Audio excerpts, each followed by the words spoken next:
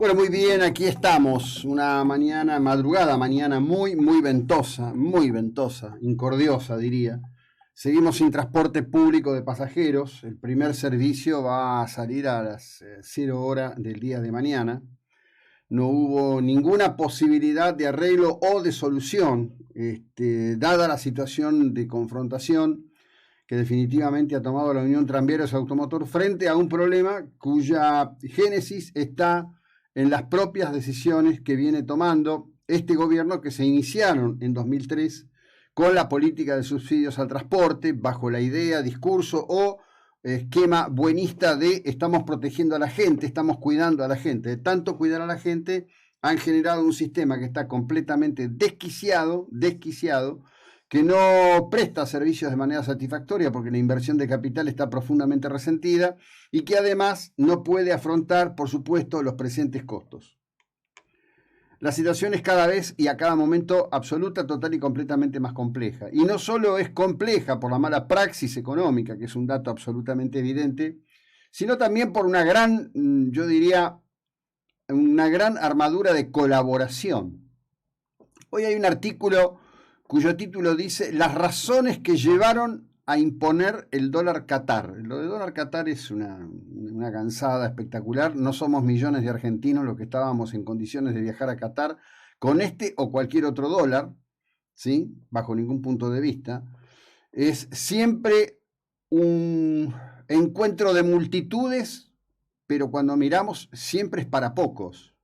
Nunca en la historia de los mundiales, excepción hecha por supuesto que se juega en territorio propio y hasta ahí nomás, porque las entradas están en un valor dentro de un marco de lo que es un evento internacional, ha sido algo, digamos, de concurrencia masiva. No tenemos la posibilidad, los argentinos dirían, en manada. Por ahí te dicen impactante, digamos, concurrencia de argentinos. Y cuando mirás los números vos decís, pero esto es un chiste, me están cargando realmente. Ver una tribuna llena de la camiseta de la selección nacional no significa necesariamente que millones de argentinos. Lo que hay es una afectación a millones de argentinos por una muy mala política y, la verdad, una corte de corre y dile diciendo que hay razones. Las razones reales son que el fracaso de la política económica es extraordinario. En el coloquio de idea, en donde en líneas generales más o menos siempre se dicen las mismas cosas, ese mismo coloquio de idea en donde los Velocopit, los Bulgeroni, trataron muy mal a Mauricio Macri en ese coloquio y después se deshicieron en aplausos hasta quedar con las manos rojas frente a Alberto Fernández. Hoy están los que se preguntan si es necesario ceder para crecer. Y acá vuelvo a un párrafo notorio y destacado del libro Primer Tiempo, donde Macri contaba que se reunía con los distintos actores, explicaba o decía o comentaba o señalaba lo que había que hacer y al final de la charla, después de haber recibido un asentimiento pleno, la cuestión era, che, bueno, pero la mía no. Es decir, hablamos de Bulgeroni, que está en Mar del Plata, presentado hoy en una crónica de mi amiga Silvia Neistat como el empresario argentino que más invierte en el país. En realidad, Bulgeroni es socio de la China Sinopec. Está en el negocio del petróleo. Bien por él, bien por su historia y bien por su familia. Pan American Energy antes, hoy, en alianza, como dije, con la China Sinopec, con otra bandera de oportunidad. Está muy bien que sean los que más invierten, está muy bien que se dediquen a esta actividad a la que le han dedicado toda su vida, pero son parte del problema. Han sido parte del problema. Porque en rigor, aquella historia del barril criollo, que fue armada durante el primer tramo del gobierno de Néstor Kirchner, también era para proteger a la gente. Nos querían proteger de la cuestión del aumento del precio del combustible. El precio del combustible, entre otras cuestiones, está fuertemente complicado en la Argentina por la enorme tasa impositiva que pagamos sobre cada litro de combustible, en donde hay gabelas de todo tipo, impuestos directos, asignaciones que van a fondos determinados que luego se aplican o se usan de cualquier otra manera, etcétera, etcétera, etcétera. Lo que Argentina necesita es un alivio del costo de su estructura operativa como sociedad, eliminar el gasto ocioso improductivo y, por supuesto, una rebaja de impuestos que es absolutamente central y esencial a la construcción de una economía sana. En el día de ayer, el gobernador de la provincia de Jujuy, Gerardo Morales, quien dice y sostiene, pretende ser candidato a presidente de la República Argentina, a través de su cuenta de Twitter, su cuenta de Facebook, hizo conocer una carta, un texto. El texto es muy sensato, dirigido al presidente de la Nación, diciéndole la cuestión al respecto de los problemas que hay en el sur por el mapuchismo. Él no utiliza este término. Tiene solución si usted aplica la Constitución y la ley, y repudia fuertemente la actitud de Alberto Fernández de reunirse con estos dirigentes, de aparecer en un lugar en donde no está la bandera argentina y está la bandera del Gualmapu, en algo que demuestra que Morales está comenzando a estar atento, o por lo menos quienes le asesoran le están indicando que hay ciertos espacios, ciertos predicamentos que no pueden dejarse de lado y que hay que sumarse a todo esto. En referencia a lo acontecido en el sur y a la cuestión que había traído a cuento aquí María Eugenia Talerico la semana pasada, hablando de la traición a la patria, la actitud de este gobierno constituye configuradamente y legalmente traición a la patria. Quien tuvo un parlamento, a mi gusto, excepcional fue el diputado Waldo Wolf en el Congreso, en la última sesión, en donde, de otras cosas, se aprobó una ley de tierras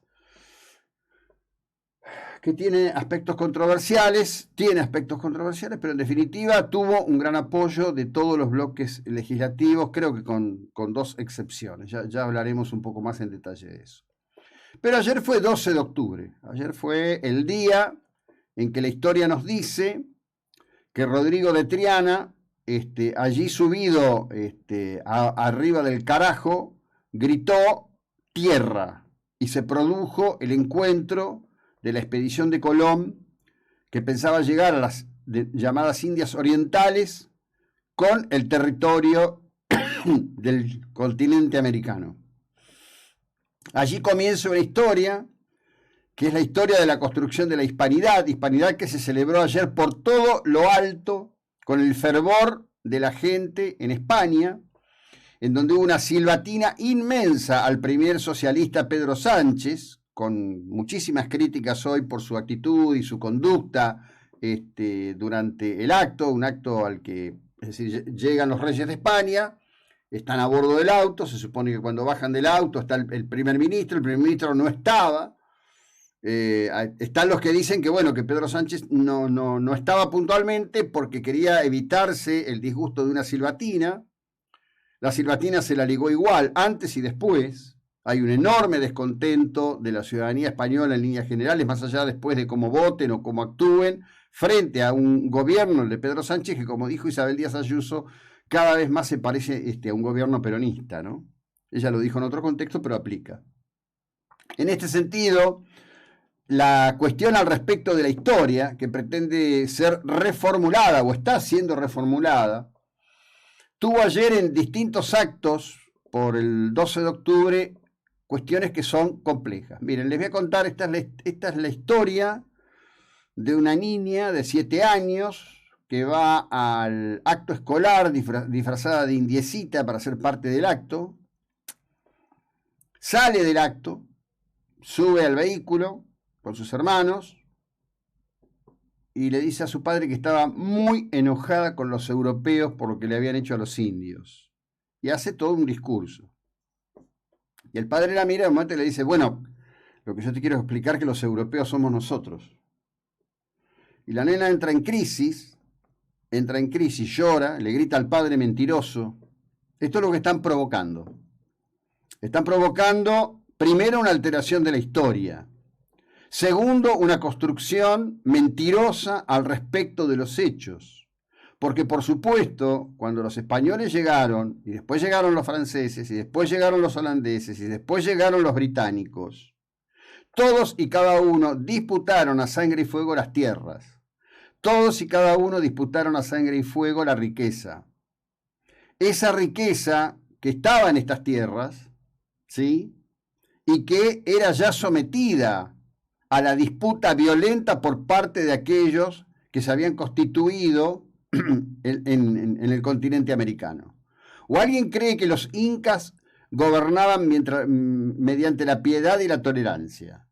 ¿Ustedes creen que los incas, cuando se expandían y tomaban posición territorial en aquellas áreas en donde estaban las llamadas tribus diaguitas, un término generalista, lo hacían y decían, bueno, venimos acá en nombre de la divinidad del Inca y les decimos que han sido preñados con la gracia de ser protegidos por él? No, entraban a sangre y fuego, porque la historia de la humanidad está construida a sangre y fuego. Hace unos días vi un artículo en donde un politólogo de la Universidad Nacional de Salta decía que es aplicable el término genocidio. No, no es aplicable el término genocidio. El término genocidio se constituyó, se creó, es un cuerpo ideológico cultural posterior a la Segunda Guerra Mundial en función de la masividad organizada a nivel industrial de la criminalidad nazi. No es anterior ni aplicable. Si hablamos de la conquista, tanto Pizarro, con una exigua fuerza en el Perú, como Cortés, con una mínima exigua fuerza en México, pudieron hacerlo en alianza con aquellos pueblos que eran sometidos por el Inca o por los aztecas, que asimismo eran violentísimos. Miren, cuando estuve en Salta hace un par de años, fui a un museo extraordinario que hay en Salta, donde están 3 momias, que son 3 criaturas que fueron sacrificadas en un ritual inca. Y entonces alguien me decía, bueno, no, lo que pasa es que esto hay que comprenderlo en el contexto cultural. ¿Qué contexto cultural? Alguien tenía poder, alguien decidió que había que hacer un sacrificio al Altísimo, y alguien tomó esas vidas y las entregó para hacer ese sacrificio. ¿De qué me están hablando de cultura? En todo caso, una cultura violenta, que disponía de un modo o de otro, muy violentamente como los aztecas, o menos violentamente, en este caso con este ritual que se descubrió en lo alto de los Andes, de la vida de otro. ¿De qué me están hablando? Seguimos en un instante.